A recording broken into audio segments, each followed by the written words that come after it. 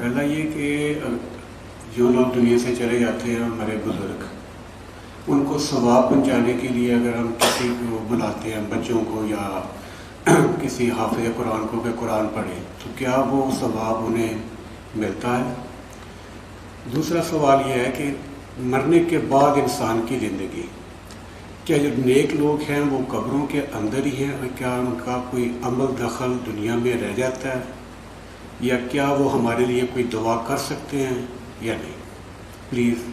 ذرا تفصیل سے اس معاملے میں روشنی فرمائیے۔ اس میں تو کیٹیگوریکل میرا جواب ہے کہ قطعاً نہیں، بلکہ یہ بدعت ہے، یعنی یہ بجائے آپ کو کوئی ثواب دلانے کے الٹا جو ہے آپ پر گرفت ہو جائے گی، ایسی کوئی چیز صحابہ سے ثابت نہیں ہے۔ اور ہمارا دین وہی ہے، ما انا علیہ واصحابی، رسول نے فرمایا جس چیز پر میرا عمل ہے اور میرے صحابہ کا ہے، دین تو اصل میں وہی ہے۔ جہاں تک ایصال ثواب کا تعلق ہے، اس میں ہمارے ہاں ذرا کافی مختلف آراء موجود ہیں۔ مجھے اس رائے سے اتفاق ہے کہ مالی اگر کوئی عبادت ہے، اس کا ثواب آپ اپنے کسی فوت شدہ بزرگ کو منتقل کر سکتے ہیں۔ مطلب آپ نے کسی بیوہ کی کوئی مدد کی ہے، کسی یتیم کی کوئی مدد کی ہے، کسی دینی کام میں پیسہ لگایا ہے، کوئی صدقہ جاریہ شروع کیا ہے خدمت خلق کے لیے وغیرہ وغیرہ،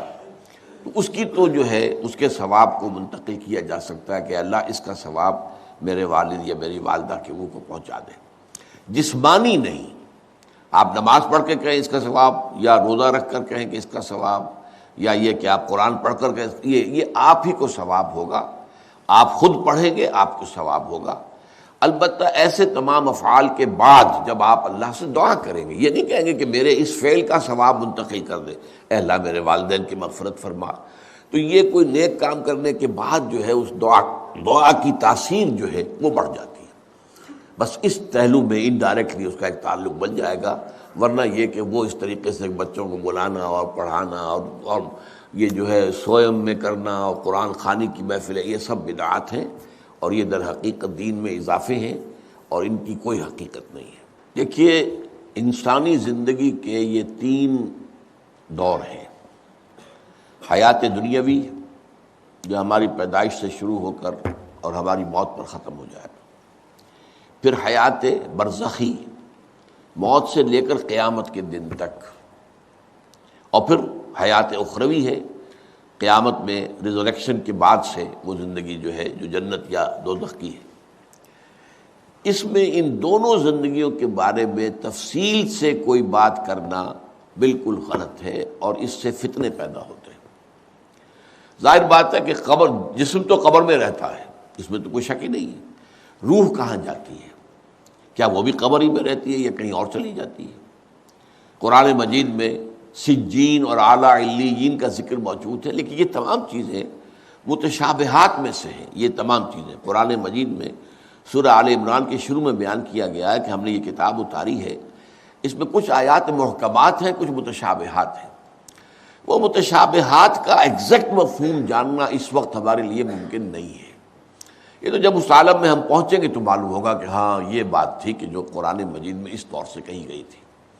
لیکن یہ کہ اس وقت جو ہے جتنا کچھ ہمیں حدیث صحیح میں مل جائے یا قرآن میں مل جائے، اس عالم برزخ میں بھی یہ تو ہوتا ہے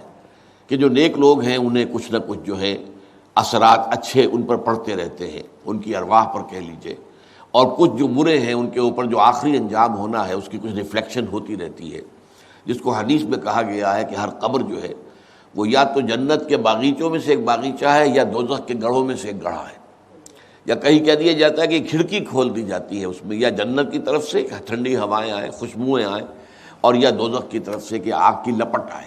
دوزخ میں داخل ہوں گے قیامت کے بعد ہی، اور جنت میں داخل ہوں گے قیامت کے بعد ہی، لیکن اس کے کچھ آثار پڑنے شروع ہو جاتے ہیں، وہ جس کو انگریزی میں آپ کہتے ہیں coming events cast their shadows before, بعد میں آنے والے واقعات جو ہیں ان کے کچھ سائے جو ہیں پہلے سے آنے شروع ہو جاتے ہیں۔ تو اسی طرح سمجھیے کہ جو کچھ آخرت میں کسی انسان کے ساتھ ہونا ہے اس کا ایک عکس جو ہے وہ عالم برزخ میں شروع ہو جاتا ہے۔ اسی لیے قرآن مجید میں یہ بھی آیا ہے کہ یہ جو آل فرعون تھے یہ صبح و شام جہنم پر پیش کیے جاتے ہیں، اور قیامت کے دن پھر کہہ دیا جائے گا ادخلوا آل فرعون النار، ان کو داخل کر دو آگ کے اندر۔ تو یہ اس حد تک، باقی یہ ہے کہ تفصیل میں جانا، ہاں ایک رائے ہے، یہ شاہ ولی اللہ دہلوی رحمۃ اللہ علیہ کی ہے، اگر ان کی رائے نہ ہوتی تو میں اسے بیان بھی نہ کرتا، لیکن یہ کہ وہ ایک بہت بڑے محدث اور بہت مفکر اور دین کے فلسفے سے بہت بڑے واقف انسان تھے۔ انہوں نے کہا کہ جو اولیاء اللہ ہوتے ہیں، اللہ کے نیک بندے، اللہ کے بندے، ان کے انتقال کے بعد ان کی روحوں کو بھی اللہ فرشتوں کے طبقہ اسفل میں شامل کر دیتا ہے۔ یہ فرشتے ہیں نا، اس وقت بھی موجود ہیں۔ ابھی شاید اگلے ہی جمعے میں وہ حدیث جو ہے اس کا بیان آئے گا کہ جب بھی کسی گھر میں، اللہ کے گھر میں کچھ لوگ اس لیے جمع ہوں کہ اللہ کی کتاب پڑھیں اور سمجھیں اور سمجھائیں، تو ان کے اوپر فرشتے گھیرا ان کا ڈال لیتے ہیں، اور ان پر اللہ کی طرف سے سکینت نازل ہوتی ہے اور رحمت نازل ہوتی ہے، اور اللہ ان کا ذکر کرتا ہے فرشتوں کے پاس، دیکھو میرے بندے، تم کہتے تھے یہ فساد مچائے گا،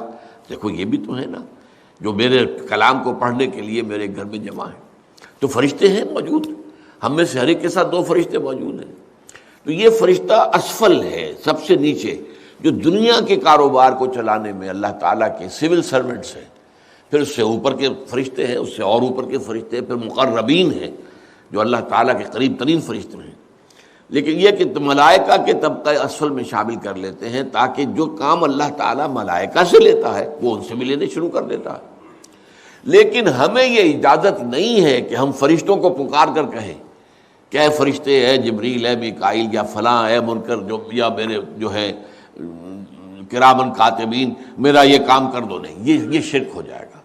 اسی طرح ہو سکتا ہے کہ انبیاء کی ارواح جو ہے وہ بھی اللہ تعالیٰ نے شامل کی ہوئی اس لشکر کے اندر، وہ کام کر رہے ہوں،